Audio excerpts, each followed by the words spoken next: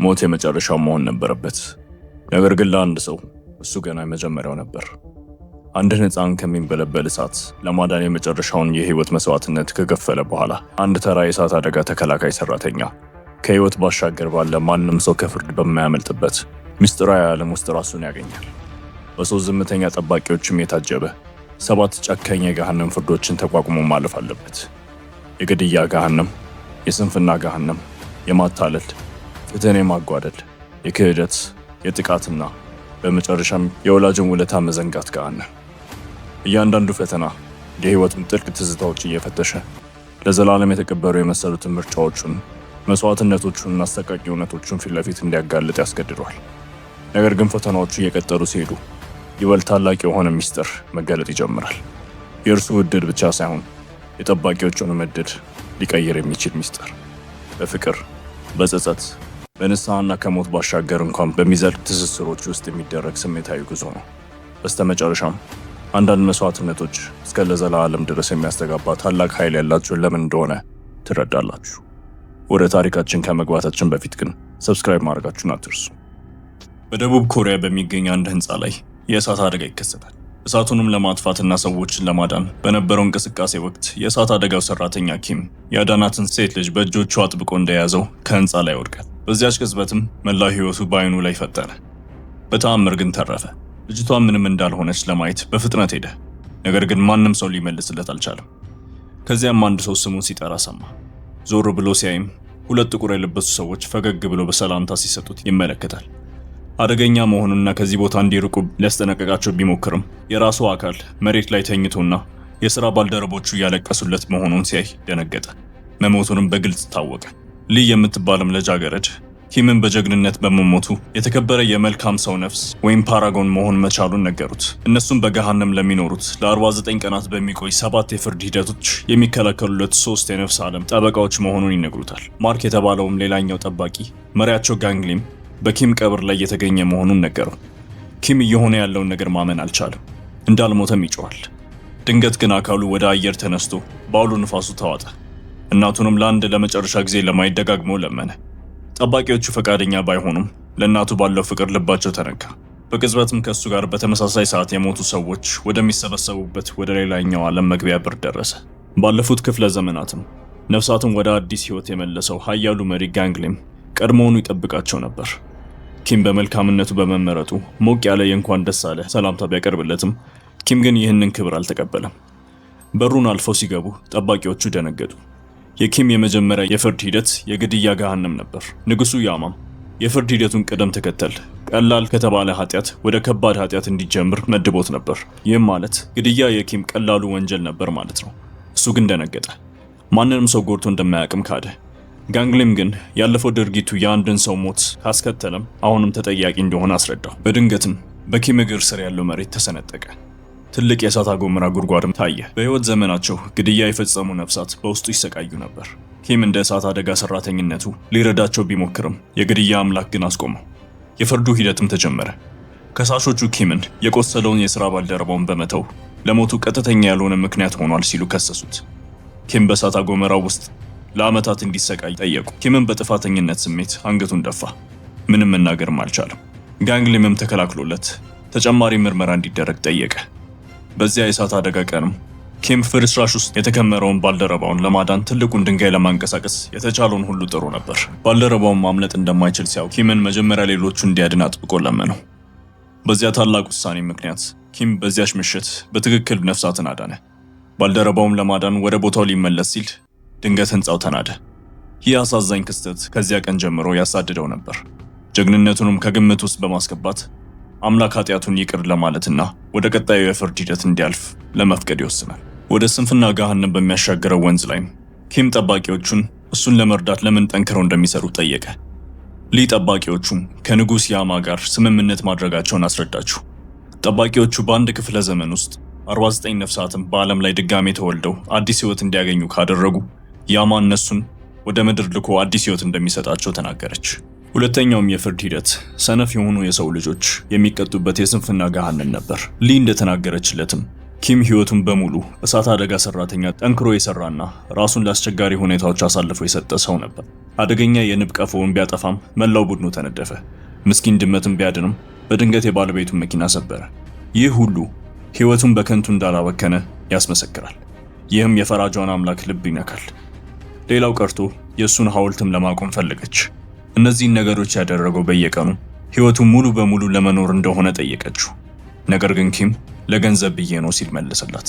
አምላኳን በድንገት ተቆጣች። በፍጥነትም ፍርዷን በመለወጥ ከገደል በታች ወዳለው ቅጣት ሰደደችው። ግዙፍ ማሽኖቹ ሰነፍ ነፍሳትን በሙሉ ይጨፈልቅ ነበር። ወደ ወንዙ ቢዘሉ እንኳን ፒራና አሳዎች ይበሏቸው ነበር። ጠባቂዎቹም ጀልባውን አስቁመው አምላክ ሙሉውን ታሪክ እንድትሰማ ለመኗት። ከሥራ በኋላ ኪም የታመመችው እናቱና ለሕግ ፈተና የሚያጠናው ወንድሙን ለመርዳት ብዙ የትርፍ ሰዓት ስራዎችን ይሰራ ነበር። አካሉም ከልክ በላይ በመስራት ተጎድቶ ነበር። አምላክ በዓይኖቿ እንባ እየፈሰሰ ኪም ንጹህ መሆኑን አወጀች። ምክንያቱም ለገንዘብ ያለው ፍላጎት ለራሱ ሳይሆን ለቤተሰቡ ነበር። በኋላም ጋንግሊም ኪምን ለአምላክ በሰጠው ግዴለሽ የሆነ ምላሽ ተቆጣው። ይህም የፍርድ ሂደቱን ሊያከሽፍ እንደሚችል አስረዳው። ማርክም ኪም እናቱን እንደገና ማየት እንደሚፈልግ ስላወቀ ሁሉንም የፍርድ ሂደቶች ካለፈ በእናቱ ህልም ውስጥ መታየት እንደሚችል አስረዳው። ኪምም ወዲያውኑ ተነሳሳ። ሙሉ በሙሉም ለመተባበር ቃል ገባላቸው። በደስታም ወደ ቀጣዩ ቦታ መንቀሳቀስ ይጀምራሉ። ነገር ግን በድንገት በጫካ ውስጥ አውሬዎች ታዩ። ጊዜው በፍጥነት መሮጥ ጀመረ። ጠባቂዎቹ ፍጥረታትን እየቆራረጡ መከቱ። በአስቸጋሪ ወቅትም ማርክ አውሬዎቹን የሚከላከል ግዙፍ የድንጋይ ምሰሶ መታ። ጋንግሊምም ይህ ማለት የኪም የቤተሰብ አባል ሞቶ ወደ ተበቃይ መንፈስ ተለውጧል ማለት ነው። ይህም የፍርድ ሂደቱን ሊነካው እንደሚችልም አስረዳ። ስለዚህ እውነቱን ለማወቅ የኪምን ቤተሰብ ለመጎብኘት ይወስናል። በኪም ቤት ውስጥም እናቱ በህይወት እንዳለች አገኘ። ይህም ማለት የኪም ወንድም ሶንግ ሞቶ ወደ ተበቃይ መንፈስ እንደተለወጠ ተረዳ። መንፈሱ ሲገኝም ለማምለጥ ሞከረ። ጋንግሊምም ወዲያውኑ ጅራፉን እየወረወረ አሳደደው። ነገር ግን መንፈሱ አመለጠ። ጋንግሊም ፈለጉን ተከትሎ ወደ አንድ ወታደራዊ ካምፕ ሄደ። በዚያም ወታደሮቹ ስለ ሶንግ ሲያወሩና ኮብላ እያሉ ሲጠሩት ሰማ። ኃይሉንም በመጠቀም የሶንግን ያለፈው ህይወት አየ። ሶንግ ደግ ሰው ነበር። ዶንጊዮን ለተባለ አእምሮ እክል ላለበት ወታደር እንክብካቤ ያደርግ ነበር። ልክ በዚያን ጊዜ አንድ ሳርጀንትና ዶንጊዮን ስለ ሶንግ ሞት የሚመስል ሚስጥራዊ ውይይት ሲያደርጉ ነበር። ጋንግሊምም ራሱን እንደ ኮሎኔል አስመስሎ ሳርጀንቱን ስለ ሶንግ ጠየቀው። ሶንግ የት እንደተቀበረም እንዲነግረው ጠየቀው። ሳርጀንቱን በፍርሃት ተውጦ ጋንግሊምም ለማስፈራራት ሞከረ። ይህም ሁኔታ በሶንግ ሞት ውስጥ እጁ እንዳለበት አረጋገጠ። ይህ በእንዲህ እንዳለ ኪም ወደ ሶስተኛ የፍርድ ሂደት ሄደ፣ የማታለል ገሃነም። ከሳሾቹም በሐሰተኛ ደብዳቤዎች ሰዎችን አታሏል ሲሉ ከሰሱት። የሞቶ ባልደረባው ላይ ባለው የጥፋተኝነት ስሜትም የሰውየውን ልጅ አባቷ እንደሆነ በማስመሰል ደብዳቤዎች ጽፎላት ነበር። ልጅቷን በየቀኑ አባቷ እንዲመለስ ደጃፍ ላይ ትጠብቅ ነበር። ይህም ከባድ የአእምሮ ስቃይ ነበር። የማታለል አምላክም እንዲታሰርና እንደ ቅጣቱ ምላሽ እንዲሰጠው አዘዘች። እንደ ዕድልም ሆኖ ሊ ከመሪያቸው ጋር በአእምሮ ግንኙነት በመነጋገር ኪምን ተከላከለችለት። ኪም ላለፉት ዓመታት ለእናቱ ሐሰተኛ ደብዳቤዎች በመጻፍ ከሚስቱና ከልጁ ጋር ደስተኛ ህይወት እየኖረ እንደሆነ ይገልጽላት እንደነበር ተቃወመ። እነዚህ ደብዳቤዎች ለታመመችው እናቱ ተስፋ ሰጥተዋት በተአምር እንድታገግም ረድተዋታል። ጠባቂውም ኪም እነዚህ ሐሰተኛ ደብዳቤዎች የጻፈው ተስፋ ለቆረጡ ሰዎች የህይወት ፍላጎት ለመስጠት እንጂ እነሱን ለመጉዳት እንዳልነበር ተከራከረች። በመጨረሻም አምላኳ ለኪም ይቅርታ አደረገችለት። ከፍርድ ሂደቱም በኋላ ጋንግሊም የኪም እናትና ወንድም ደህና መሆናቸውን በመናገር ዋሸ። ይህም ኪምን አስደሰተው። ነገር ግን ብዙም ሳይቆይ ለቡድኑ የኪም ወንድም ወደ ተበቃይ መንፈስ እንደተለወጠ ነገራቸው።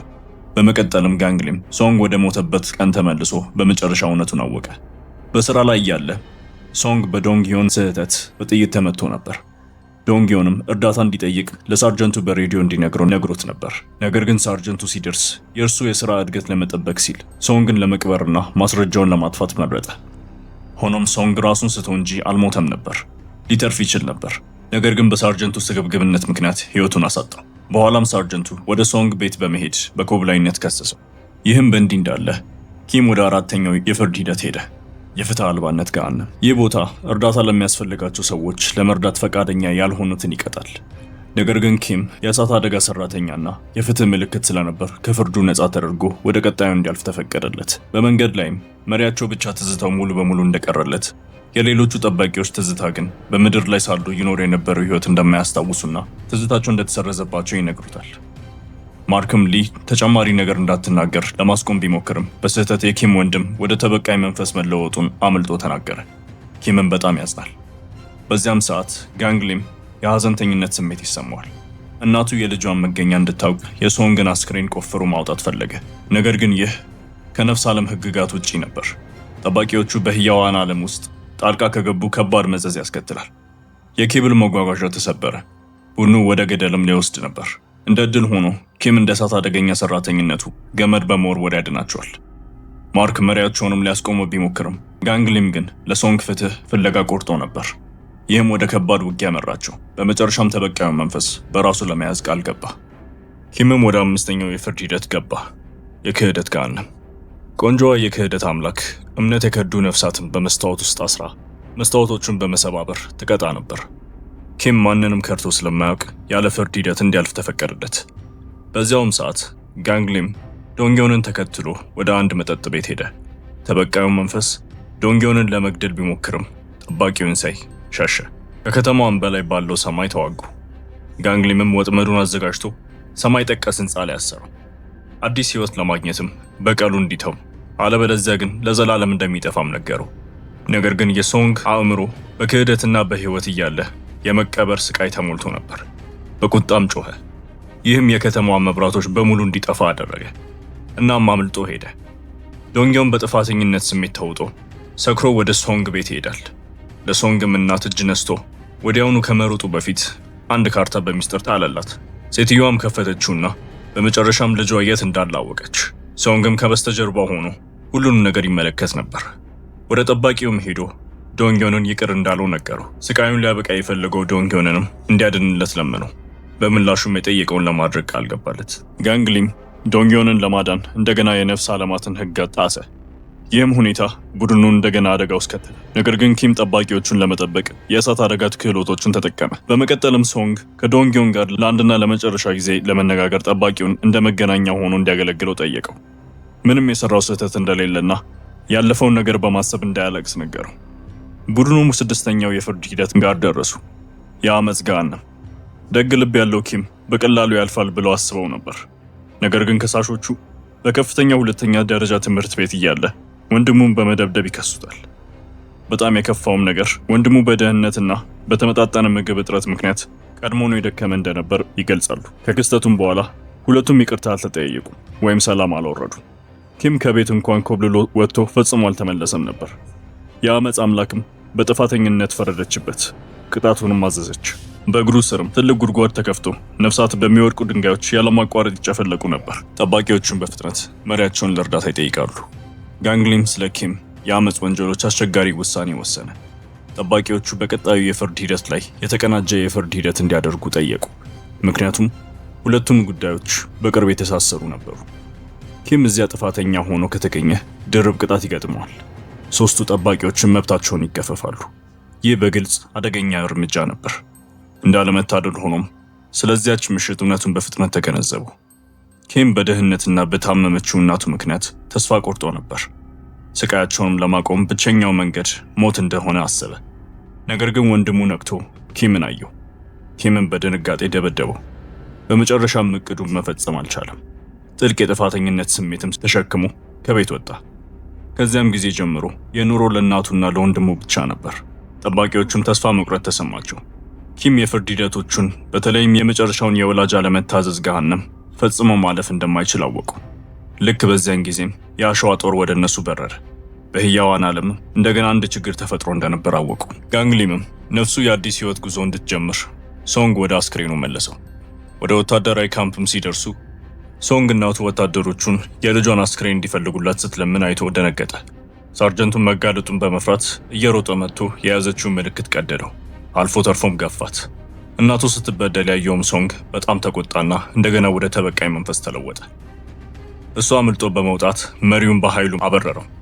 ቁጣውም ወታደሮቹን በሙሉ ወደ አየር የሰቀለ አውሎ ነፋስ አስከተለ። የፈራውም ሳርጀንት በመኪና ለማምለጥ ቢሞክርም መንፈሱ ግን በከባድ ሁኔታ ቀጣ። ጋንግሊምም ንጹሃን ወታደሮችን ለማዳን ሁሉንም ነገር አደጋ ላይ ጣለ። በተስፋ መቁረጥም ማርክን ጠርቶ ግዙፉን አውሎ ነፋስ እንዲሰብረውና ሳርጀንቱን እንዲያድነው አዘዘው። ነገር ግን የመንፈሱ ቁጣ አሁንም አልበረደም ነበር። አልፎ ተርፎም የነፍስ ዓለምን ነካው። ኪምም አደጋ እየገጠመው ወደ አሸዋ ጉድጓድ ውስጥ መስጠም ይጀምራል። የልጅ የተስፋ መቁረጥ ጩኸት በመጨረሻ ሶንግን አነቃው። ያኔ ነው ለታላቁ ወንድሙ ምን ያህል ስቃይ እያስከተለ እንደሆነ የተገነዘበው። ቁጣውም ሲበርድ መሪው እሱን ለመቆጣጠር ያንን ጊዜ ተጠቀመበት። በነፍስ ዓለም ውስጥ ያለው አሸዋ ሲረጋጋ የመጨረሻው የፍርድ ሂደት የወላጅ አለመታዘዝ ገሃነም በበረሃው መሃል ታየ። ጠባቂዎቹም ሳይከራከሩ በፊት ንጉሥ ያማ ኪምን እናቱን ለመግደል በመሞከርና ወንድሙ በመደብደብ ከሰሰው። እሷ መሞቷ ለልጆቿ ሕይወት ቀለል እንደሚያደርግ ታምን ነበር። ያማ ሕይወት የሰጠችውን ለመግደል በመሞከሩ ኪምን በቁጣ ኮነነው። በገሃነምም የዘላለም ቅጣት ፈረደበት። ድንገት መላው መንግስትም ተናወጠ። እናትን የሚጠሩ ድምጾችም አስተጋቡ። ጋንግሊም ሶንግን በህልሟ እናቱን እንዲያገኛት ለማድረግ ከፍተኛ ኃይሉን ተጠቅሞ ነበር። የዳኛ ልብስም ለብሶ ወደ መንግስተ ሰማያት እንደሄደና ህልሙን ማሳካቱን ነገራት። ስለ ወንድሙም ይቅርታ ጠየቀ። ኪም በጥፋተኝነት ስሜትም እነሱን ለመርዳት ለዓመታት ያለማቋረጥ እንደሰራ ነገራት። ባልተጠበቀው ሁኔታም ህይወታቸውን በሙሉ ድምጿን ሰምቷት የማያውቁትን እናቷቸውን ስትናገር ሰሟት። ልጆቿንም ፈጽሞ እንዳልወቀሰች ነገር ግን ለእነሱ ማቅረብ ባለመቻሏ የጥፋተኝነት ስሜት እንደሚሰማት ተናገረች። ኪምም ተንበርክኮ አለቀሰ። በሁኔታው የተነካው ንጉሥ ያማ ኪም ከቤተሰቡ እውነተኛ ይቅርታ ስላገኘ እንዳይቀጣ ወሰነ። 7ቱንም የገሃነም ፍርዶች ከተረፈ በኋላ ለኪም አዲስ ህይወት ተፈቀደለት። ጠባቂዎቹንም ስለጠበቁትና ስለመሩት እያመሰገነ ለሊ ጥልቅ ምስጋና ሰጣት። ከዚያም ወደ ብርሃን ጠፉ። በመቀጠልም ጋንግሊም የፖስታ አድራሽ በመሆን ያልተላከ ደብዳቤ ለእናቱ ሰጣት። በዚህ ጊዜ እውነተኛ ደብዳቤ ነበር። ኪም ሚስትም ሆነ ልጆች እንደሌሉትና ወደ ቤተሰቡ ለመመለስ እንደሚናፍቅ አምኖ ነበር። ከሶንግ ሞትም በስተጀርባ ያለው እውነተኛ ጥፋተኛም ተቀጣ። እናታቸውን በአይኖቿ እንባ እየፈሰሰ ፈገግ አለች። በመጨረሻም የሰላም ስሜት ተሰማት። ውድ ተመልካቾች ይህ ቪዲዮ ከተመቻችሁ ላይክ እና ሰብስክራይብ ማድረግ አትርሱ። በተጨማሪም አስገራሚ ታሪኮችን ለማየት እነዚህን ቪዲዮ ይጫኑ። እስከ ቀጣዩ ቪዲዮ እስከምንገናኝ ቸር ሰንብቱ።